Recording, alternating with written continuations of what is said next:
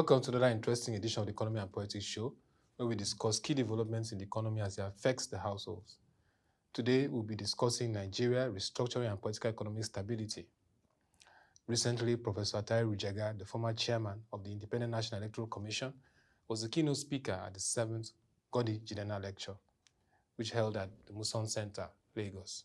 Professor Attahiru Jega first explained the concept of good governance for countries like Nigeria. In contemporary Nigeria, as no doubt in many other developing countries, governance and, as part of governance, 1, security or insecurity, 2, poverty or prosperity, and 3, socio-economic development or underdevelopment are intricately interconnected. I think it's very, very important to begin with this observation. And this is in the sense that if governance is good, if governance is democratic, if governance is inclusive, is participatory, and is predicated on principles of rule of law, justice, equity, and equality of opportunity, then there is a very high likelihood of positive correlation with stability, economic growth, national prosperity, and human security, not just physical and personal security of citizens and their lives and property. He gave his assessments on the current state of the nation. Given our transition to democracy and the clear aspirations of Nigerians towards democracy, participation, we must use that as the basis of not just getting good governance in the conception of World Bank, but ensuring that whatever governance processes we have are democratic processes of governance. And I think this is very, very important because currently, and I will come to it, when we begin to review the Nigerian context and situation, while we think we are democratizing, and while we may have been happy that we have not had a truncated election over a period of 21 years, but substantively, increasingly, the democratic content of that transition is being eroded. And we are confronted with the threat of an authoritarian reversal, where so-called elected officials who are supposed to take the mandate given to them in the electoral process serious and address the fundamental needs and aspirations of the people are actually, on the contrary, pursuing self-serving objectives and vandalizing state resources and economies, and still almost constantly swallowing hook, line, and sinker some of the recommendations of the IMF and the World Bank at the disadvantage of the needs and the aspirations and the human security of our citizens. The former INEC boss pointed out the issues in Nigeria's electioneering process and the traits that are disturbing of current political actors.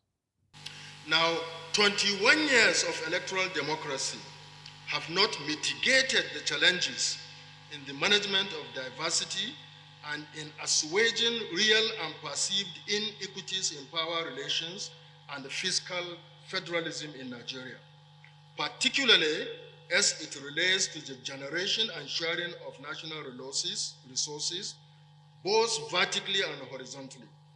Indeed, rather than being firmly on a trajectory of democratic consolidation, Nigeria's electoral democracy is constantly threatened by elections without requisite integrity and the imminent dangers of authoritarian reversal are there for everyone to see.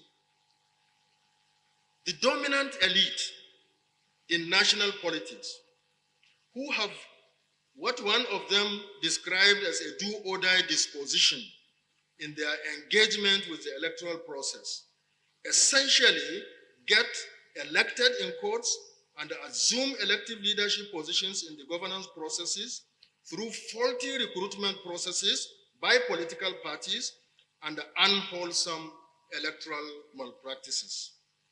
They interfere in the electoral processes in many respects, such as in undermining the independence and autonomy of the election management body, in delaying necessary legal reforms that would improve the integrity of the process, and by using incumbency factor in many unwholesome ways to undermine the integrity of the electoral process.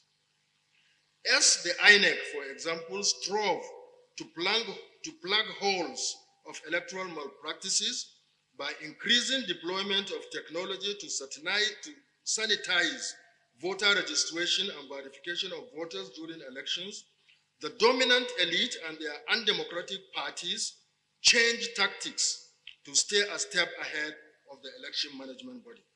He decried the level at which contracts, procurements, and projects were executed in the country. Just look at the expenditures of the federal bureaucracy, compare it with any other African country or indeed other democratizing countries in the world, and the difference is starkly clear. And look at even the ways and manners by which procurements are made in terms of contracts awards. If you look at the railway, for example, we've been saying about we are focusing attention on infrastructure and railway development. And look at a kilometer of laying rails compared to all other countries.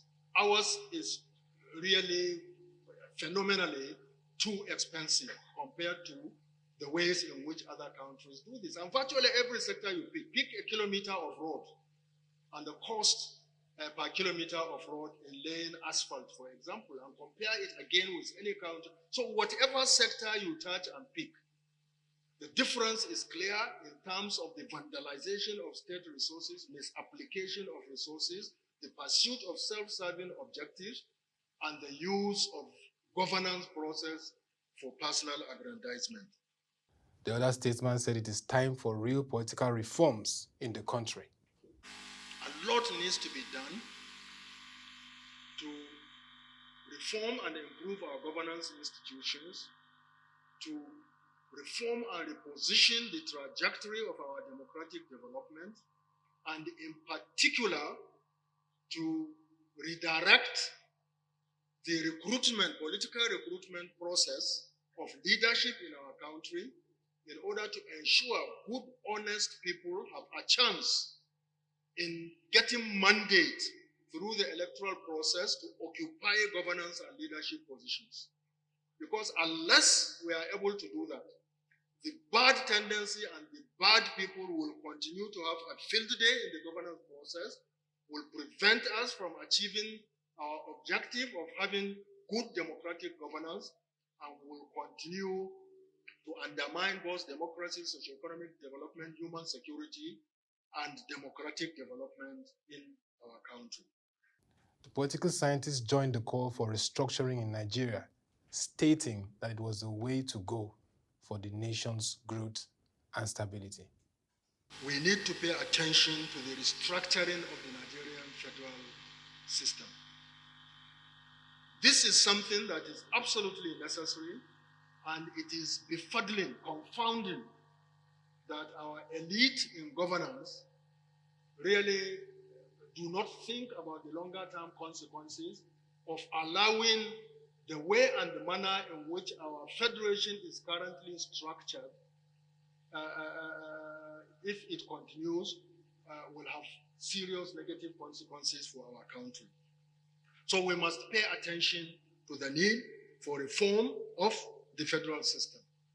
When you examine the discourses on restructuring in Nigeria, it's disturbing because there are different notions of what restructuring is, and different people engage with the matter of restructuring very, very passionately, and sometimes dialogue and reasoning is difficult, but it is very, very important to recognize that there are low-hanging fruits of restructuring which we must try to address and as quickly as possible. And to my mind, I have been writing and speaking on the issue of restructuring. I have identified at least 8 different notions and perceptions of what people think restructuring is. But to my mind, what I consider to be the low-hanging fruit that can be done with minimal costs and enormous benefits, and which can help in the short, medium, and long term to stabilize this country and improve unity in diversity, is what I call deconcentration of power and resources from the federal level to the subnational units.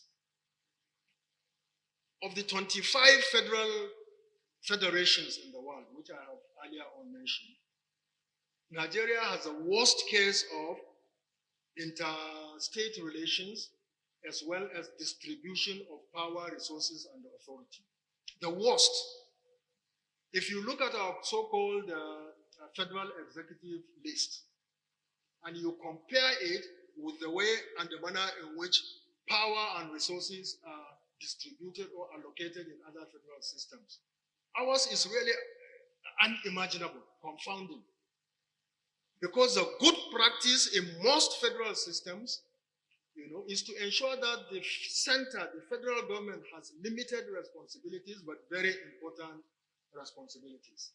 But other responsibilities that deal directly with human security beyond territorial defense of the integrity of a country from attack or incursions is the responsibility of the subnational units.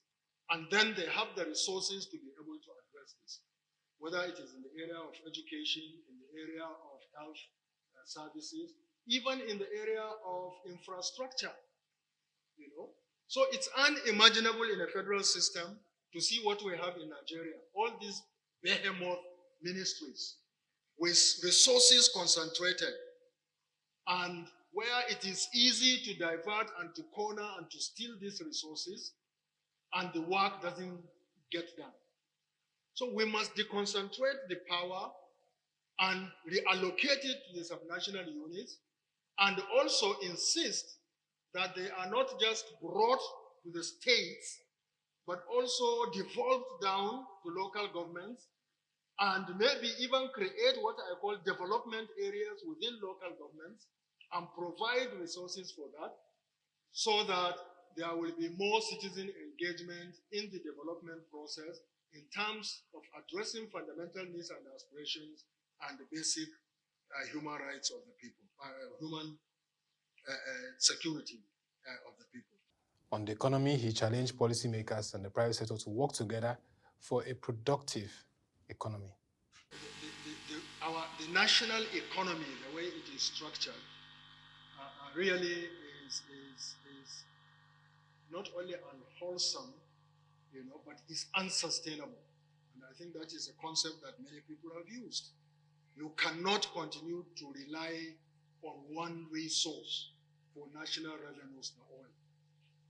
You must improve other productive sectors, the manufacturing sector in particular, agriculture with backward integration linkages.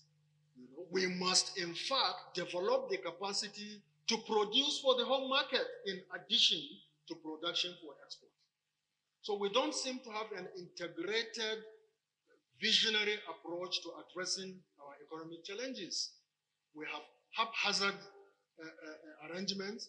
We develop policies, we don't implement them. Any government that comes, regrettably, jettisons even some of the good things that have been conceived or were being done by a previous government, and they start on their own level.